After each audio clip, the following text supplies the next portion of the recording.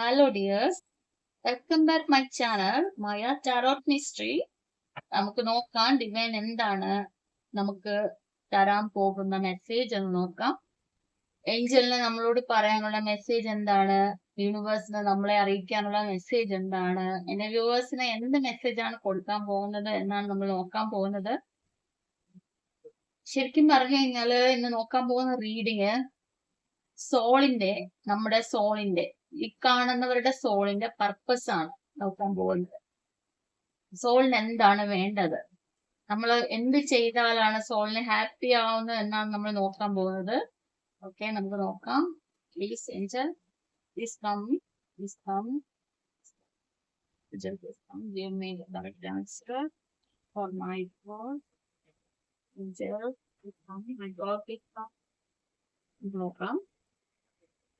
Okay, thank you, my Lord. Hear my universe.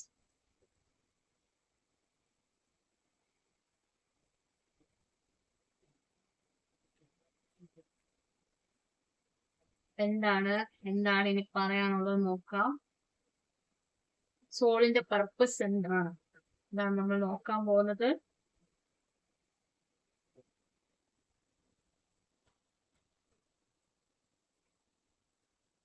ഒരു 2 കാർഡോടെ എടുക്കുവാണ്. Please give me, my Lord, please give me the correct answer. My Lord, please give me the correct answer. Thank you, my Lord. Okay, one card വന്നിട്ടുണ്ട്. Thank you. King of സോഡ് ആണ് bottom of deck വന്നിരിക്കുന്നത്. King of സോഡ് ആണ്, കാണാൻ പറ്റുന്നുണ്ടെന്ന് വിശ്വസിക്കുന്നു. King of സോഡ് ആണ് bottom of deck വന്നിരിക്കുന്നത്. വളരെ നല്ല കാർഡാണ്. നമുക്ക് നോക്കാം എന്താണ് സോളിന്റെ പർപ്പസ് എന്ന്.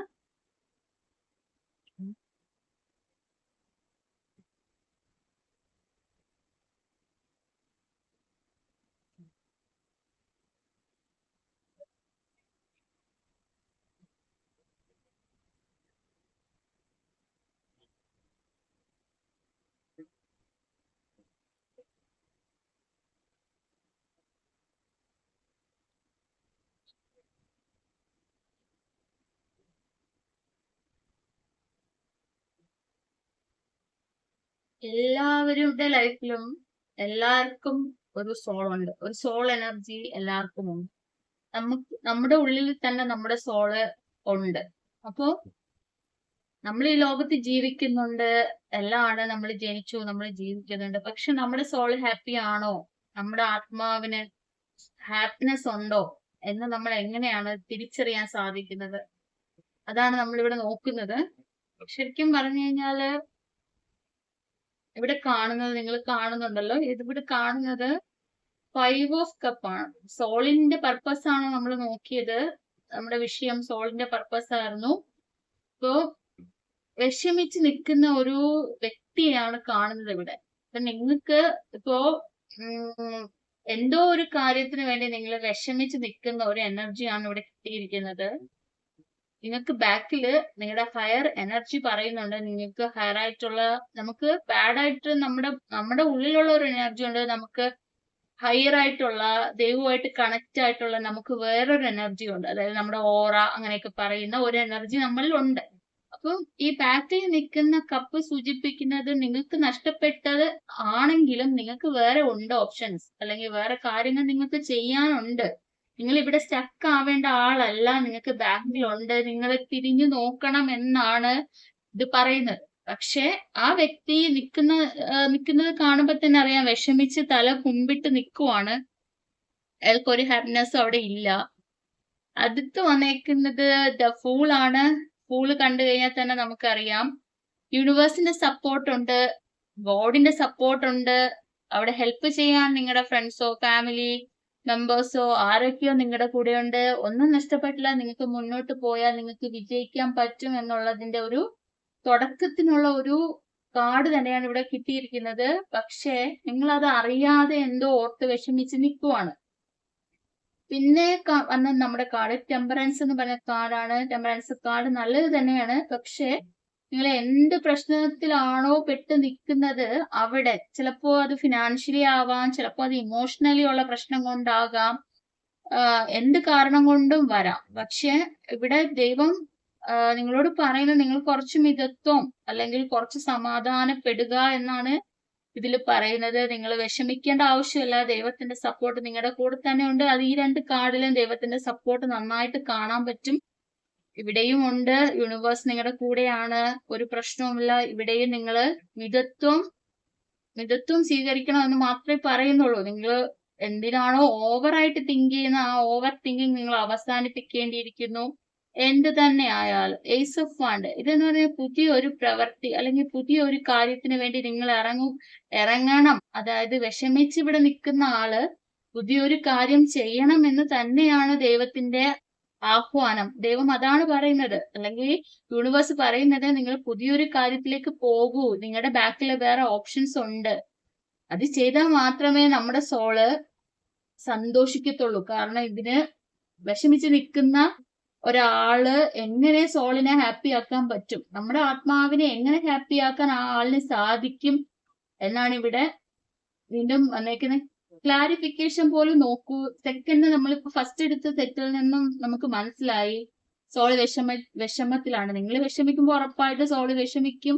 ദൈവം നിങ്ങൾക്ക് നീട്ടുന്ന ഒന്നും നിങ്ങൾ എടുക്കുന്നില്ല. അപ്പൊ ആ ഒരു ഫീലിങ്സ് ഉണ്ട്. ഇവിടെയും അത് തന്നെയാണ് അവസ്ഥ.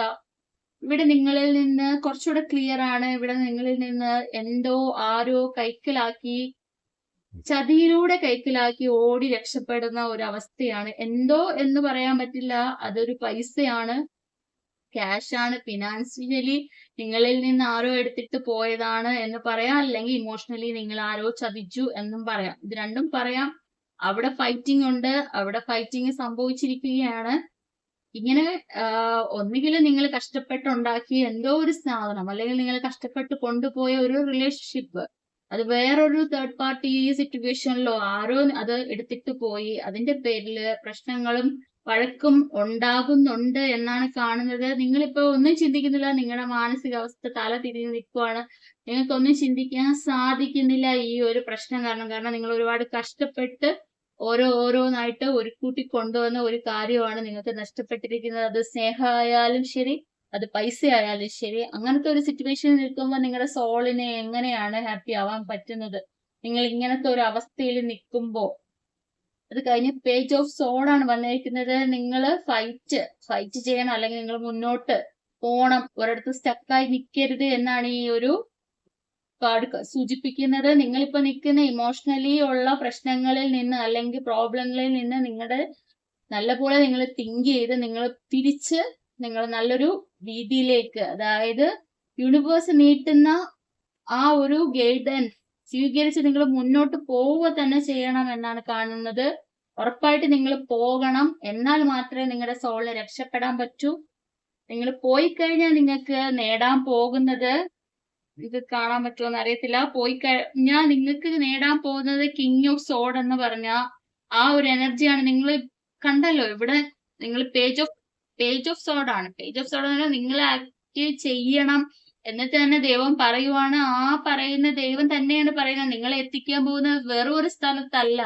നിങ്ങളെ കിങ് ഓഫ് സോഡ് എന്ന് പറഞ്ഞ സ്ഥലത്ത്, അവിടെ മാത്രമേ നിങ്ങളുടെ ആത്മാവിന് ശാന്തി, അല്ലെങ്കിൽ നിങ്ങളുടെ ആത്മാവിന് സന്തോഷം, നിങ്ങളുടെ ഉള്ളിലുള്ള എനർജിക്ക് ഹാപ്പി കിട്ടണമെങ്കിൽ നിങ്ങൾ ഈ ഒരു എനർജി തന്നെ എത്തണം എന്ന് തന്നെയാണ് കാണിക്കുന്നത്. ഇവിടെ നോക്കൂ, സ്ട്രെങ്ത് ആണ് കാണുന്നത്. നിങ്ങൾക്ക് സ്ട്രെങ്ത് ഉണ്ട്. യൂണിവേഴ്സ് സ്ട്രെങ്ത് ആണ് തരുന്നത്. ഉറപ്പായിട്ട് നിങ്ങൾ ഈ ഉള്ള പ്രശ്നങ്ങൾ ഇപ്പൊ അനുഭവിക്കുന്ന എല്ലാ വിഷമങ്ങളിൽ നിന്ന് നിങ്ങൾക്ക് ഉയർച്ചയുണ്ടാവും, സ്ട്രെങ്ത് കിട്ടും. നിങ്ങൾക്കൊരു സിംഹത്തിനെ പോലും ഇതാക്കാനുള്ള ഇൻഫിനിറ്റി പവർ നിങ്ങൾക്ക് കിട്ടുവാണ്. ഇതൊരു വെറും ഇതല്ല, ലവ് ആണ് ഇവിടെ കാണുന്നത്. ഉറപ്പായിട്ടും സ്നേഹിക്കാൻ പുതിയൊരാള് വരും. അല്ലെങ്കിൽ പഴയ റിലേഷൻഷിപ്പിൽ പ്രശ്നമാണെങ്കിൽ നിങ്ങൾ അത് ഉപേക്ഷിക്കുക. പുതിയ ആൾ ഉറപ്പായിട്ട് നിങ്ങളെ അടുത്ത് വരും. അല്ലെങ്കിൽ പഴയ ആൾ യഥാർത്ഥമായ സ്നേഹത്തിൽ നിങ്ങളെ അടുത്ത് വരും. പക്ഷെ നിങ്ങൾ ആ വിഷമത്തിൽ നിൽക്കരുത്. നിങ്ങൾ അവിടെ നിന്ന് തിരിച്ചു വരേണ്ടതാണ് എന്നാണ് കാണുന്നത്. ആ വിഷമത്തിൽ നിന്ന് കഴിഞ്ഞാൽ നിങ്ങൾക്ക് ഒന്നും കിട്ടാനില്ല. വിഷമിക്കാൻ മാത്രമേ പറ്റൂ. അതുകൊണ്ട് നിങ്ങളുടെ സോളിനെ ഹാപ്പി ആയിട്ട് ഇരിക്കാൻ പറ്റത്തില്ല. So let's move, let's go for your future. Thank you my viewers. നിങ്ങൾക്ക് എല്ലാ ബ്ലെസ്സിങ്സും ഉണ്ടാവട്ടെ യൂണിവേഴ്സിന്റെ ഭാഗത്ത് നിന്ന്. എല്ലാ അനുഗ്രഹവും ഉണ്ടാകട്ടെ എന്ന് ആത്മാർത്ഥമായിട്ട് പ്രാർത്ഥിക്കുന്നു. എല്ലാവർക്കും നന്മ വരട്ടെ. Thank you my view.